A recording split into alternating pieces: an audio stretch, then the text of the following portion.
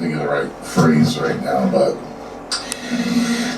people have been saying that that's what the powers that be want. And they are one of the powers that be. Let's check this out here.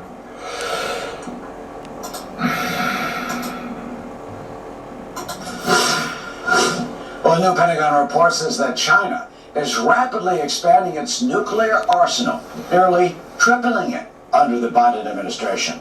Assistant Secretary of Defense for Indo-Pacific Security Affairs, Eli Ratner, sounding the alarm over why China could be doing this. Expansion of China's nuclear program raises the question of what are all these nuclear weapons for, and they haven't answered that question. Why are they doing this? Well, Beijing's move comes as also as deepening. They haven't, or they won't answer the question. Ties with Russia, while increasing pressure on Taiwan. Gordon Chang is here, Gatestone Institute senior fellow, author of the book China is Going to War. Gordon, always good to see you. Do you think it is just that? Do you think that China is preparing to go to war, potentially over Taiwan, or even perhaps with us? That's what I was thinking. Well, certainly, because we've seen all the preparations for it. Xi Jinping can't stop talking about going to war. He's also engaged in the fastest and the largest military buildup since the end of the Second World War. He's stockpiling grain and other commodities. He is trying to sanction-proof his regime. He's firing military officers who are opposed to going to war. He's mobilizing civilians, and he's surveying the U.S. for nuclear weapons strikes. We see all these Chinese incursions and attempted incursions into our military bases, especially in September when a Chinese national twice tried to sneak on to a U.S. nuclear weapons base in the lower 48 states. So it's clear what they want to do. Whether they will actually do it or not is a different question, but they're making preparations to kill Americans. Man, look. Way back when there was that spy balloon, and then and I'm just like, man. I've been thinking for a while. I'm like, I swear they're trying to find all of our weaknesses so that they can strike when the opportunity's right. To kill Americans. Are we prepared for this? No, we're not. The President of the United States, the one with the constitutional duty to protect Americans from foreign attacks, his number one constitutional duty. He doesn't talk to the American people about this. His budgets don't reflect priorities of getting us ready to go to war. And unfortunately, we have American people who think they're at peace. But yeah, we're at peace right now, but could be on the edge of conflict. How will President-elect Trump differ than the current policy? I don't know. We're going to find out. I think that we're going to see more money for the military.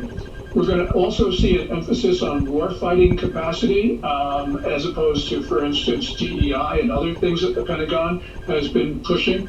But we will see how he looks at this. And his first budget is going to tell us quite a lot about it. If you were to advise President Trump, what would you say? What would you say to him in terms of what type of policies the U.S. should follow in order to try and blunt Beijing? First thing is he needs to talk to the American people. He needs to talk to the American people about how dangerous the situation is. That's not really his style. But the other thing that I think he needs to do is to say to China, look, we will defend Taiwan.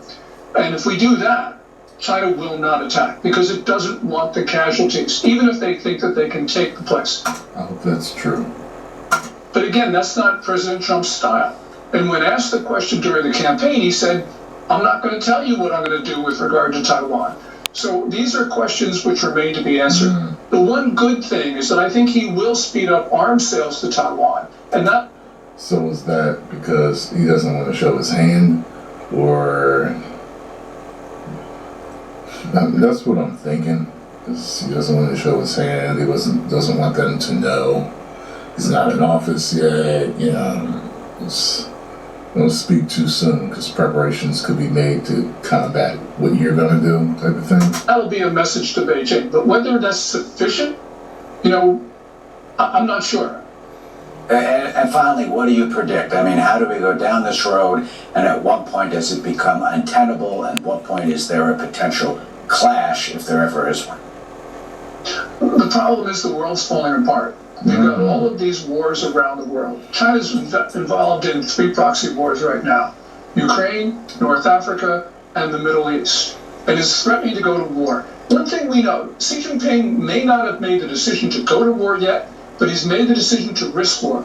He's made the decision to risk war with a U.S. treaty ally, which means he's already made the decision that he's prepared to attack the United States.